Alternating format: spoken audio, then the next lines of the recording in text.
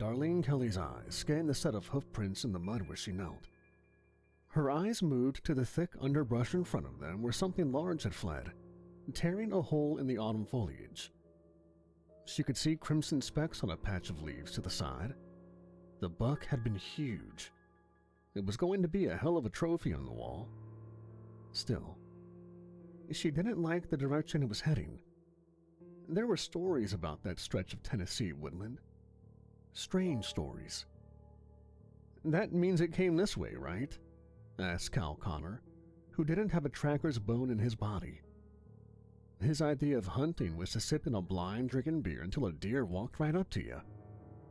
She rose to her feet, steadying the bow slung over her shoulder, eyes never leaving the hole in the brush in front of them. "Course it did, dumbass," said his brother Benny with his thick drawl. "What else you think made that big hole over there?" "The hell, anything could have made it. It might have been a bear or something." "You ever see a bear in these woods?" said Benny, a look of disbelief on his face. Darlene could have done without the two of them yelling. They were almost on her last nerve, and there was a scent in the air that told her there was a storm coming. "Both of you shut the hell up. It can't go forever. My aim wasn't that bad," Darlene said. She cursed herself for the 100th time in the past 2 hours.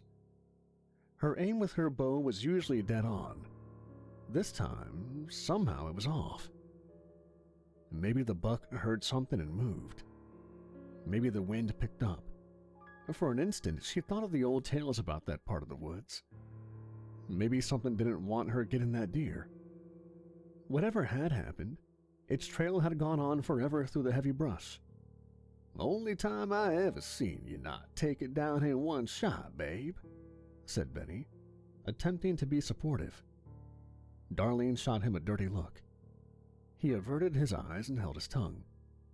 She knew he was trying to be nice, but the use of the old pet name made her think he also might be trying to rekindle old flames.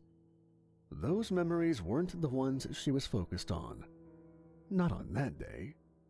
"Follow me," she said, stepping cautiously around the tracks and into the thick grass. Cal and Benny gave each other a nervous look before following her into the deep forest. They knew better than to piss her off on the anniversary of her father's death. Ralph Kelly had been an avid hunter and took his daughter with him into the woods around Steadville too many times to count. It had felt only fitting that they'd go hunting every year on the anniversary. Darlene and Benny had been dating at the time, and although they had broken up 2 years later, it would have felt wrong to not bring him along on the annual trip into the woods. Cal was another story.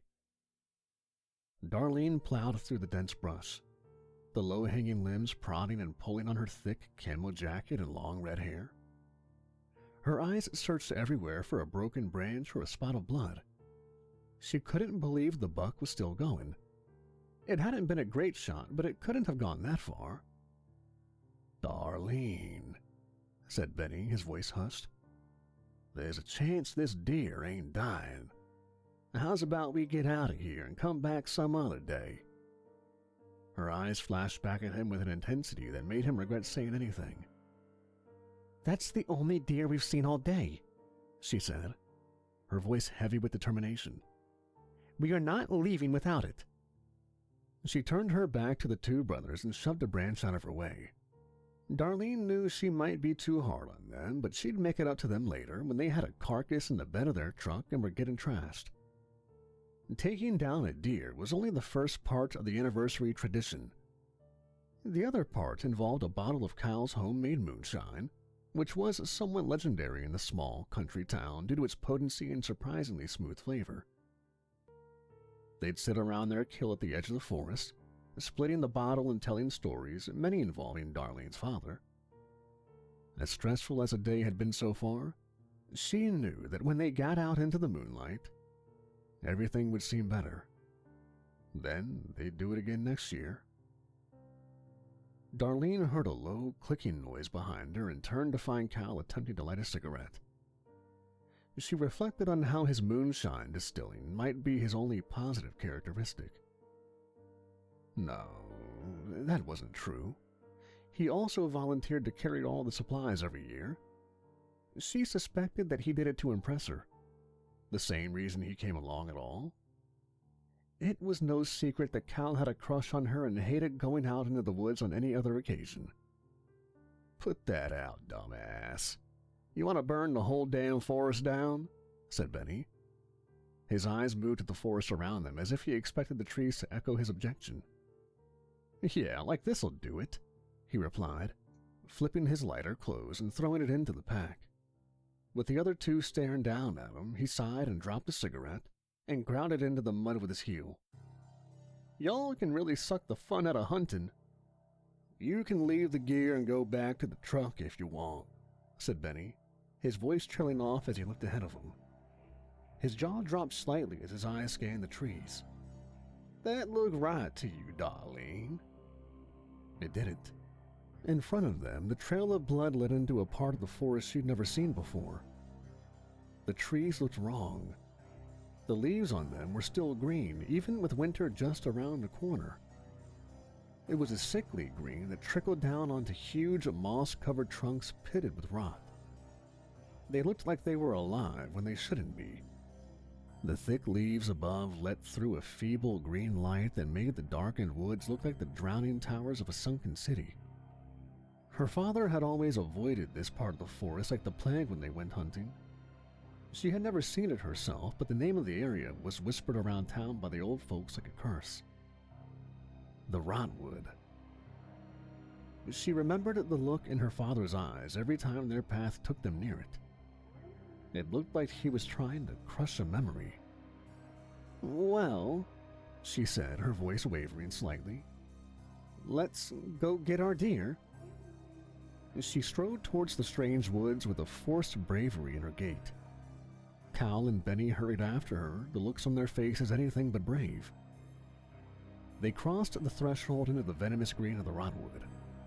A noxious scent filled the air like a miasma, as if the entire forest, not just the trees, were infected. The only positive thing was the complete lack of underbrush around the towering trees. Darlene told herself that whatever afflicted the trees must have wiped out the smaller vegetation, but deep down she knew there was something else going on. "You know the stories about this place, right?" asked Cal. "They say there was people here a long time ago." "Indians?" said Benny. "Older. Way older." He took a handkerchief out of his pack and wiped a layer of sweat off his forehead. "And after they all died, the forest grew over their graves.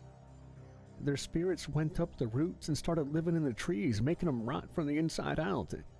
And there's other stories like—" "I think that's enough," said Darlene, her blood running cold. She stepped over a large root on the ground. There may not be underbrush, but the roots from the trees grew everywhere, like a spider's web across the forest floor. Looking up at the trees, she could see large vines wrapped around the trees like serpents. She forced herself to look away and focus on the task at hand.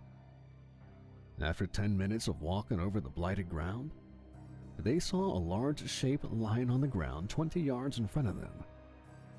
"I knew it couldn't go forever," said Darlene, a note of triumph in her voice despite her surroundings. She took a quick step towards it, but Benny reached out and grabbed her by the arm. "Wait, look, something ain't right." She squinted and looked more closely. Something was very wrong. The shape on the forest floor was covered by tiny sticks. As she took a slow step forward, she realized that they weren't sticks, but small roots coming up out of the ground and encapsulating the deer. She knew it was madness, but it looked like they were moving, pulsing around it. "Let's get the hell out of here," said Cal. They didn't have a chance to decide further before a blood-curdling sound came from the carcass on the ground before them. A distorted bleat emanated out of the thing's mouth as the body was racked with horrifying tremors. As they watched in disbelief, the deer moved its legs shakily beneath it and rose up like a puppet dangling from strings. Its head lolled towards them, the eyes blank and glazed. It took one step towards them, then another and another. Moving into a beam of greenish light, Darlene could see the roots digging into its flesh. Finally shaking free of her shock, she pulled her bow off of her shoulder, fingers flying, notched an arrow, and fired at the abomination in front of them. Her flawless aim had returned, and the arrow struck the gangrenous thing square in the forehead. At the impact, the deer's skull shattered and burst into a mass of flesh and bone. Darlene shrank back towards the others as she saw green tendrils wriggling out of the ruins of the creature's neck. With a final shudder, the roots withdrew and the deer's corpse collapsed in a bloody heap. "What in the hell was that?" screamed Cal. "We need to get out of here now," said Benny. Darlene was too terrified to hear them as she noticed the roots on the ground around them begin to crawl. At this new development, the two brothers finally lost what nerve they had left. Cal hurled their pack of supplies onto the ground, unburdening himself, and running back towards the edge of the Rotwood, his brother following him closely. Darlene was about to follow them when she noticed movement in the trees above them. The vines that she had noticed before had also begun to move. There was no time to warn them as a large root swung up in front of Benny and Cal, smashing into their legs and knocking them to the ground. As Benny writhed on the ground, clutching his leg, Cal rose breathless to his knees, sensing movement too late as a lowering vine curled around his neck.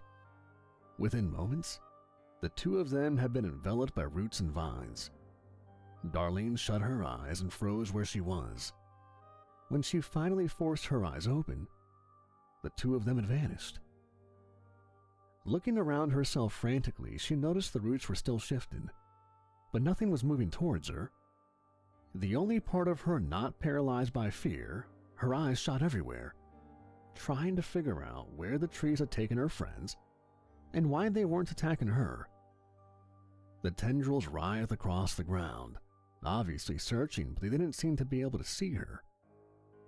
Her eyes wandered to the earth below her, and she finally noticed that her feet were set on one of the few patches of ground not covered by roots.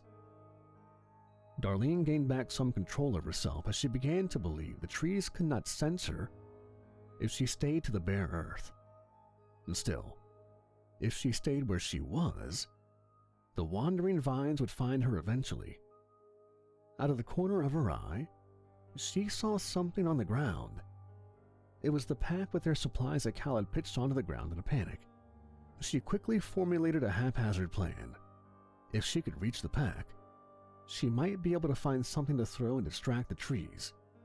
Maybe, just maybe, if she started throwing things and kept her feet to patches of dirt, she could make her way out of the Rotwood and back to safety. Moving apprehensively to the very edge of the bare ground, she held her bow by one end, as far as she could stretch it, and attempted to catch the strap of the pack. It looked as though it was lying on a bare spot as well. She prayed it was. Her arm trembled as the far tip of her bow barely fit through the strap of the pack. She gripped her end with both hands, attempting to leverage it enough to lift the pack off the ground, hoping it was just light enough to move. She saw air beneath the pack and she allowed herself a moment of hope. Then, something inside the pack shifted, and it fell off of the tip with a thud directly onto a large root. Her heart sank and she fell back onto her haunches. The seconds felt like hours as she waited for something to happen. Finally, right when she thought she might be safe, she heard something behind her. "We see you," said a voice, both familiar and horrifyingly alien. Darlene turned and saw two figures behind her. She had always prided herself on not being the type of girl that screamed at horror movies. In fact, she couldn't even remember herself ever screaming in terror. But at that moment she screamed. Two figures that had once been Benny and Cal stood behind her. She fell onto her backside as she gazed in rapt horror. They stood half suspended by vines trailing from the trees above. They looked like ghostly marionettes as vines wrapped their arms and moved them in some mockery of human expression. Roots rose from the ground and wormed into their legs, presumably inhabiting them like the deer before. Their heads slumped limply to the side above large vines wrapped around their necks. Their eyes still pointed directly at her, and she knew somehow that the trees really could see her. "Follow and live," said the things with no hint of their normal accents. Their mouths did not move, and somehow the voice had come out of both of them at the same time. She had no idea if it was one entity or many inside them, but she was willing to bet on the latter. "What do you want from me?" she asked, forcing her voice as loudly as she could manage. "We want nothing. It does," said the trees in a raspy voice that sounded as old as the forest itself. "Follow and live. Stay and die." With that, the husks of her friends began to move away, their legs moving in horrific, shambling steps, while they were still supported by the vines above. Forcing herself to rise to her feet, she reached slowly behind her to the pack of supplies. She grabbed it off the ground and put it on quickly, wondering if they would protest. The two corpses spun briefly to look at her but said nothing. She hurried after them as quickly as her legs would allow. She stayed a healthy distance behind the two infested bodies, trying to look at them as little as possible. The skin on their bodies had already turned the same sickly green as the forest around them.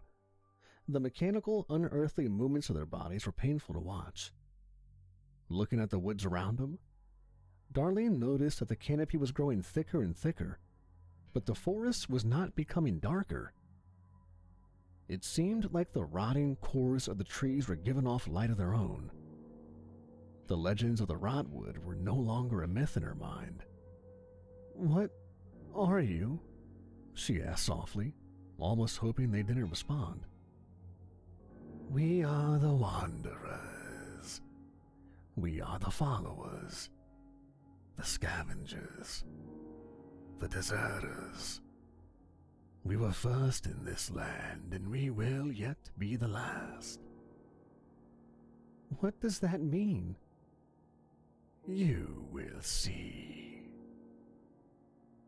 As they walked on, Darlene slowly unzipped the pack she was carrying and tried silently to rummage through it and find anything she could use to help herself. Her fingers came upon a large glass object, and despite her situation, she couldn't help but grin. Cal had been carrying his own supplies. A plan began to form in her mind. It was an insane, desperate plan, but desperation seemed like all she might have at that point. She noticed the ground beneath her feet turned marshy and saw a large pool of water through the trees to her right. The figures wandering through the marsh in front of her paused and did nothing for a disturbing amount of time. It was like they were deliberating. Finally, Cal's hand raised and pointed towards the pool. "Go, look. Do not try to escape." She went in the direction he indicated, nodding an affirmative as she did. She noticed that the two husks did not follow her towards the water's edge. She slipped around the largest tree she could see and began to enact her plan, not really caring what they wanted her to see. Her hands worked quickly, grabbing a few key items from the pack and stuffing them into the large pockets of her jacket. She had just finished readjusting her jacket when her eyes glanced out into the pool. Her arms fell to her side. A ghastly city rose out of the marsh.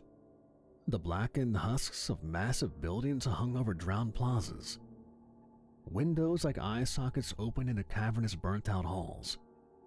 Moss clung to the ruins like a burial shroud, blending the ruins into the forest like a mirage. She could almost see the ghost of an ancient civilization walking through the sunken streets. The fear inside of her turned to outright sorrow at the sight of the place. After another minute staring, she hastily finished her preparations and walked back to her guides, her jaw hanging open. Her plan had changed. She had to see what awaited her at the heart of the forest. "What happened here?" she asked the ghastly shades of her friends. She almost thought she saw emotion in their dead eyes as they answered.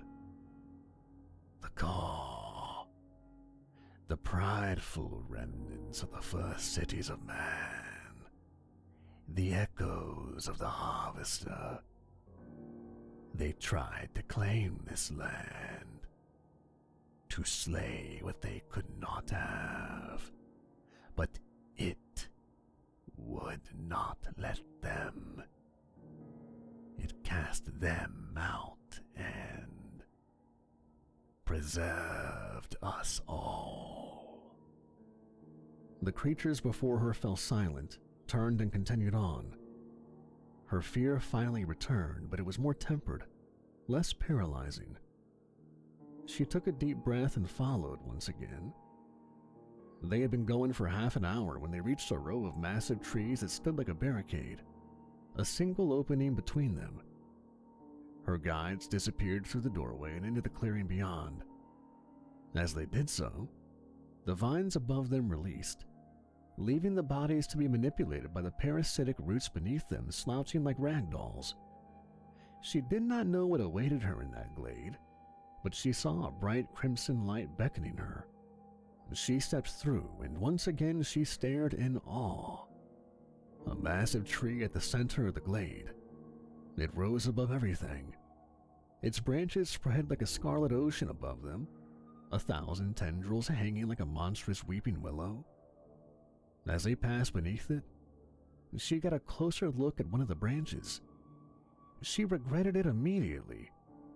Although it was shaped like a tree branch, it appeared to be made of flesh and blood. It took almost all the nerve she had left to follow the decrepit forms of Benny and Cal up to the very shadow of the giant tree. She knew more horrors had to be waiting. The ground around the thing was stained deep crimson and looked like fresh loam. The trunk itself was as wide as a house and rose into the air like a skyscraper. Its bark looked like an unholy mixture of wood and leather, as if the tree was covered in mummified skin. Knot holes dotted the trunk like wounds, with a black ichor glistening in the reddish light. A hum filled the air around her. She froze in her tracks as, in a flash, the roots and tendrils withdrew from the bodies in front of her and they dropped lifelessly into the red earth in front of them. They had apparently served their purpose. She watched in horror as the flesh on their bodies seemed to melt off and sink into the ground. The cloth and bone followed, as if they had been doused in acid, and in less than a minute, the ground was bare, as if their bodies never existed. The tree before her began to pulse. A deep red liquid, which she assumed was all that remained of her friends, flowed upwards through dark veins along the length of its trunk. This was literally the true heart of the Rotwood. Then, just as she thought she had seen every horror the place could throw at her, a large crease in the trunk slid open to reveal a 2-foot wide dark blue eye. Unable to conjure any more screaming, Darlene fell to her knees before the eye, staring into its indigo depths. As she sat there, she heard a voice. She didn't hear it in the air, but inside her own head, where she couldn't escape it. It was at that moment that she knew what she was facing. A god. She didn't know how she knew, but she did. "Welcome, my child," it said in a language that was far older than English, but she understood all the same. "Welcome to my garden of echoes. It has been long since I saw a living human. It has been longer still since one has been useful." "How?" she asked. She couldn't tell if she was thinking or speaking. "How can I be useful?" The pupil of the great eye narrowed as it stared at her. "Do you wish to live?" "Yes." "Then offer your soul." "What? I don't understand. A low rumble that she recognized as amusement came from the massive form in front of her. The traces of souls found in the dead give me little nourishment. They allow me to endure, but they do not give me what I truly require. Which is? I must expand my garden. With a soul willingly given from a living being, I will be able to fill the surrounding lands with my glory. More will bow to my power. More will bend to my will. My garden will fill the world with its beauty. Darlene's mind filled with the images of the desert blooming a venomous green, skyscrapers covered with moss, and cities bathed in a sickly emerald light. Speak the ancient words, child. Ven Kelveta. I offer my soul. Darlene began to breathe heavily, her tenacity being pushed to its limit. She doubled over, panting, her face an inch from the crimson mud beneath her. It seemed so simple. The world was in chaos. It needed something to take back control. What better than an actual god? Could she do it? Would it be better that way? As she took a deep breath, trying to regain her composure, she heard another voice in the back of her head. It was her father's. She remembered the last conversation they ever had. I know you're going to do great things, Darlene, he said, knowing the end was near. You're tougher than I ever was. You just have to promise me one thing. What, Daddy? She replied, holding back the tears. Never back down. She wouldn't. She shook the sleeve of her jacket and the arrow she had stashed there fell into her waiting palm. Before anything in the glade could react, she had leapt to her feet and plunged the arrow deep in the center of the monstrous eye before her. An earth-shattering roar filled the forest, this time definitely audible. The ground beneath her feet shook with its fury. Her plan mostly relied on catching the denizens of the Rotwood off guard. That seemed to be the case as the crimson tendrils above her flailed around frantically, searching for the source of their pain. She stuffed her hands into the front pockets of her jacket and pulled out two objects. The first was a bottle of moonshine that Cal had been carrying around with him, unbeknownst to Benny and her, with his handkerchief stuffed through the top and into the alcohol like a crude Molotov cocktail. The other object was Cal's lighter. She never would have guessed that his bad habits would have come in handy. Darlene moved quicker than she ever had in her life, adrenaline fueling her, as she shoved the bottle into a muck-filled knothole next to the blinded eye. She clicked the lighter and held it to the alcohol-soaked cloth. It took a tense couple of seconds, praying that the newly blinded vines would miss her for a few precious moments, but the handkerchief lit. She spun around and saw the area in complete chaos. The crimson branches above her writhed in agony. The roots on the forest floor crept back in fear of their master's rage. She saw vines swirling around the edge of the clearing. Spotting a clear path of dirt in the retreating roots, Darlene threw the pack off her back and took off at a dead sprint, clutching her bow to her side. As she reached the web of root-covered ground, she attempted to bound from patch to patch of clear earth, but she couldn't help grazing one of the tiny branches a stone's throw from out of the grove. She was forced to stop as a dozen huge vines from the forest in front of her wove their way into her path. The vines paused before her, waving in the air like waiting cobras to strike, probably wondering if their god still wanted her alive.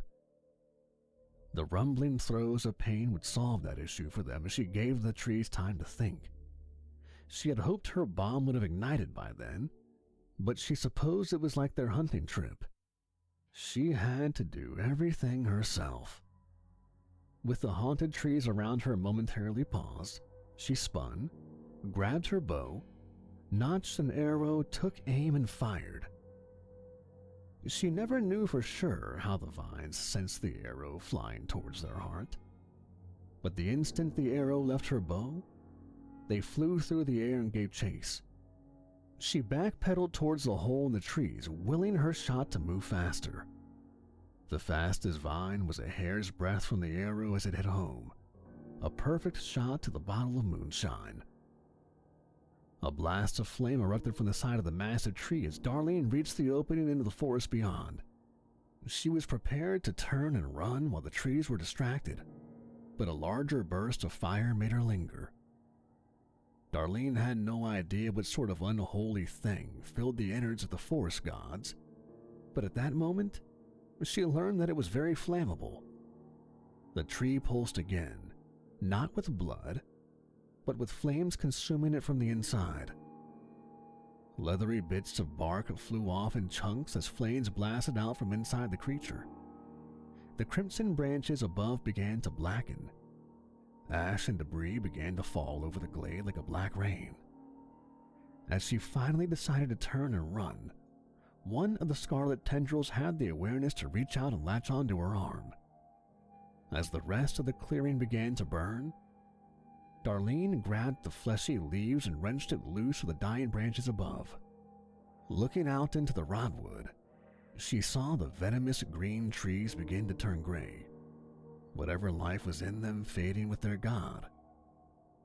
Giving the dying master of the glade one final glance, the hunter turned and sprinted into the forest. 2 hours later, Darlene Kelly was sitting in her truck on the edge of the Steadville forest. Halfway through the bottle of moonshine they had stashed in the back for their post-hunt activities. The storm she had been expecting had moved in and was dousing whatever flames had spread beyond the Rotwood. She knew she should be thinking of how she was going to explain this to the authorities, but she could only focus on two things. The first was getting as drunk as possible, raising a few toasts to Cal and Benny. The second was where she was going to mount her new trophy. A weak smile came onto her face as she looked at the blood-red length of fleshy leaves in the passenger seat. It may very well be her last trophy. She was seriously considering giving up hunting.